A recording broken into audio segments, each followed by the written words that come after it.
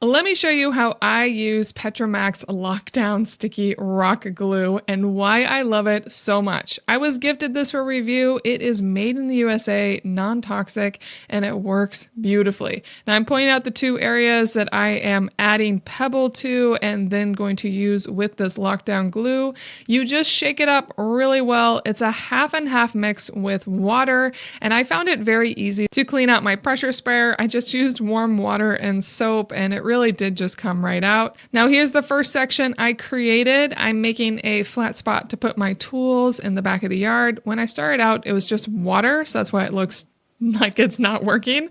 And then all of a sudden it kicks in. It really does just look and smell like glue. Very, very clean application. One key piece that I wish I had done more of, even though it worked beautifully, is mix up the pebbles and ideally mix them up in a big bucket instead of spraying them. That might even work better. But what I did is I sprayed it down heavily and then I stirred it up as much as I could with a shovel, re-patted it down and tried to get it exactly how I wanted it, and then sprayed it all again.